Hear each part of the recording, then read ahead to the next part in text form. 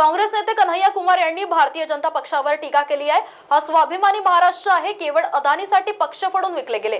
पहिल्यांदा आमदार मुख्यमंत्री विकताना पाहिले, अशा शब्दात काँग्रेस नेते कन्हैया कुमार यांनी टीका केली आहे। यवतमाळ येथे काँग्रेस उमेदवार बाळासाहेब मांगुडकर यांच्या प्रचारार्थ सभेसाठी कन्हैया कुमार यांची उपस्थिती होती। आम्ही आतापर्यंत सामान विकताना पाहिलं होतं, मात्र इथं आमदार मुख्यमंत्री विकले गेले।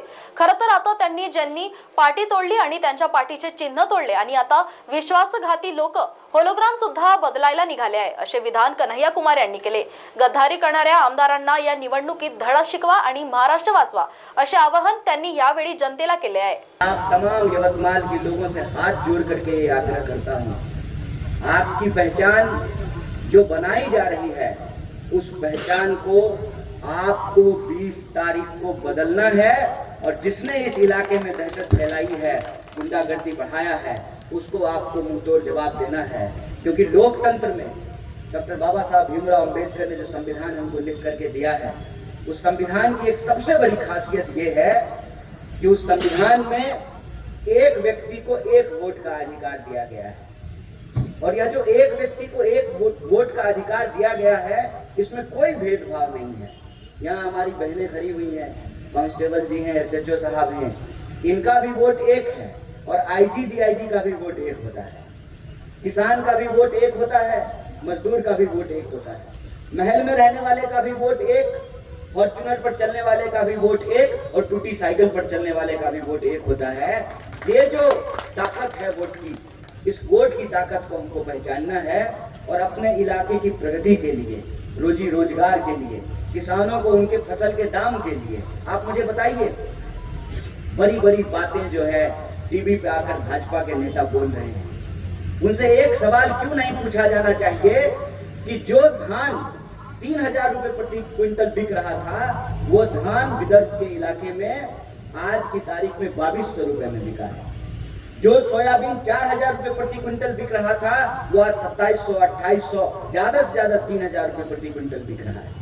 जो कपास का मिनिमम सपोर्ट प्राइस है, उस पर कपास नहीं खरीदा जा रहा है। एक बात सोच करके बताइए, क्या गलती है इस देश के अन्नदाताओं की? कलेक्टर का बेटा कलेक्टर बनना चाहता है, क्रिकेटर का बेटा क्रिकेटर बनना चाहता है, डॉक्टर का बेटा डॉक्टर बनना चाहता है। तेलंगाना से हमारे MLA साहब यहाँ पे हैं, वो आमदार हैं तेलंगाना के, अभी आपके बीच में उन्होंने बड़ी अच्छी हिंदी में भाषण दिया। ये डॉक्टर हैं, इनके परिवार में सब लोग डॉक्टर हैं। डॉक्टर का बच्चा डॉक्टर बनना चाहता है, फार्मर का बच्चा फार्मर क्यों नहीं बनना चाहता है?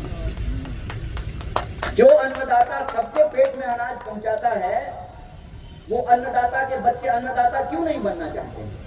अपनी ही खेत पर, सूखी पेड़ पर लटक करके किसानों को जान देनी पड़ती है। आप सुन करके आश्चर्य करेंगे, हर 1 घंटे में इस देश में 2 किसान आत्महत्या कर रहे हैं और हर 1 घंटे में 2 नौजवान इस देश में आत्महत्या कर रहे हैं। कौन सा सब जवाब उनको दिखाया जा रहा है? जुमलों का ऐसा गुब्बारा खड़ा किया गया है जिसमें सच्चाई कहीं छुप गई है। बताइए, कौन सा ऐसा काम है जो महायुक्ति की सरकार ने पूरा किया हो? ठगने के अलावा उन्होंने कुछ नहीं किया है। मैं कहता हूं कि महायुक्ति नहीं, महापापी है ये लोग और इनको जवाब देने का वक्त आ गया है। 20 तारीख को इनको जवाब देना चाहिए। महंगाई की हालत क्या है? जो LPG सिलेंडर 450 रुपए में मिला करता था, आज 1100 रुपए का मिल रहा है। जो दाल 50 रुपए किलो मिलती थी, आज 200 रुपए किलो मिल रही है। एक तरफ किसान को उनके फसल का दाम नहीं मिल रहा है, दूसरी तरफ वही किसान और गरीब लोग जब अपने लिए दाल खरीदने के लिए जाते हैं, तब उनको तिगुने दाम पर खरीदना पड़ता है। मतलब किसान को उनके फसल का दाम नहीं मिलेगा, लेकिन आम लोग जब सामान खरीदने के लिए जाएंगे तो वही सामान उनको तिगुने दाम पर मिलेगा। जो पेट्रोल 50 रुपए लीटर मिलता था, 100 रुपए लीटर मिल रहा है।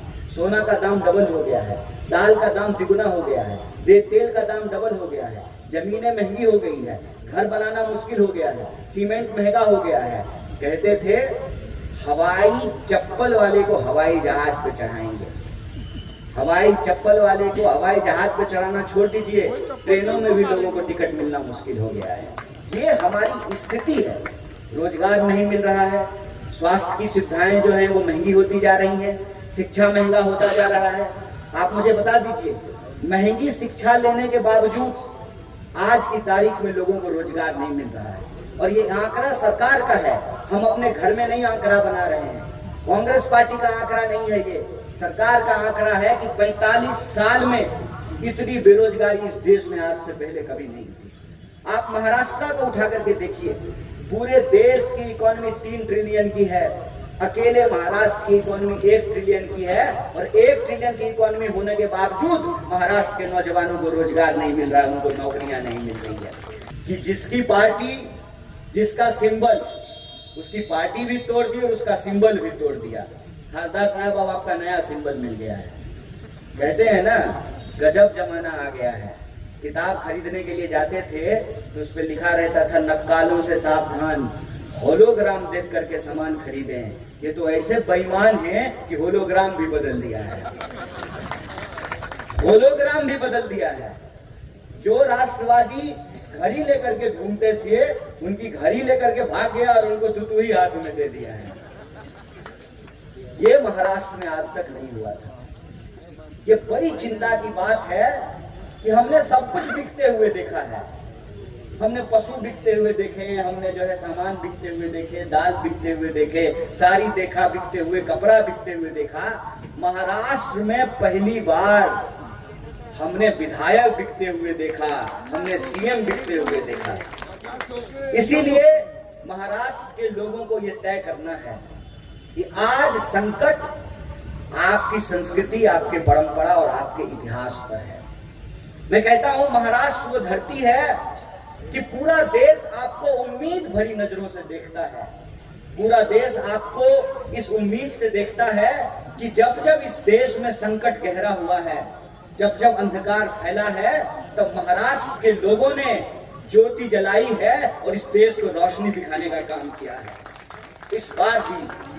इस बार भी देश आपकी तरफ उम्मीद से देख रहा है कि जिन लोगों ने आपके साथ गद्दारी की, जिन लोगों ने आपके बहुमत को चुराया, जिन लोगों ने आपकी पार्टी तोड़ी, शिवसेना को तोड़ दिया, राष्ट्रवादी को तोड़ दिया, और कांग्रेस पार्टी के कई ऐसा नेता जिसको कांग्रेस पार्टी ने आमदार बनाया, खासदार बनाया, मंत्री बनाया, मुख्यमंत्री बनाया, आज इस वक्त जब अदानी से महाराष्ट्र को बचाने का वक्त है, इस युद्ध के वक्त में वो पीठ दिखा करके भाजपा के साथ शामिल हो गए। उन तमाम गद्दारों को जवाब देने का वक्त है। आप बताइए कि देश जब उम्मीद की तरफ आपकी ओर देख रहा है, आप इस देश को उम्मीद देंगे कि नहीं देंगे? आप गद्दारों से बदला लेंगे कि नहीं लेंगे? बोलिए कि महाराष्ट्र में परिवर्तन होगा कि नहीं होगा? हाथ उठा करके बताइए। अगर हम शपथ लेते हैं कि महाराष्ट्र में परिवर्तन होगा, तो आने वाली 23 तारीख को महाविकास आघाड़ी की सरकार बनेगी। इसीलिए हमने कहा, कन्हैया कुमार आगे बढ़ो नहीं, महाविकास आघाड़ी आगे बढ़ो, महाराष्ट्र में परिवर्तन लेकर के आओ। और जो हमारी 5 गारंटी है, कहते हैं ना, सदा भवानी दाहिनी, सन्मुख रहे गणेश, पंचदेव मिल रक्षा करे, ब्रह्मा विष्णु महेश। हाथ उठा करके बताइए। अगर हम शपथ लेते हैं कि महाराष्ट्र में परिवर्तन होगा, तो आने वाली 23 तारीख को महाविकास आघाड़ी की सरकार बनेगी। इसीलिए हमने कहा, कन्हैया कुमार आगे बढ़ो नहीं, महाविकास आघाड़ी आगे बढ़ो, महाराष्ट्र में परिवर्तन लेकर के आओ। और जो हमारी 5 गारंटी है, कहते हैं ना, सदा भवानी दाहिनी, सन्मुख रहे गणेश, पंचदेव मिल रक्षा करे, ब्रह्मा विष्णु महेश। 5 जो गारंटी है महाविकास आघाड़ी की, उस 5 गारंटी को हम लागू करेंगे।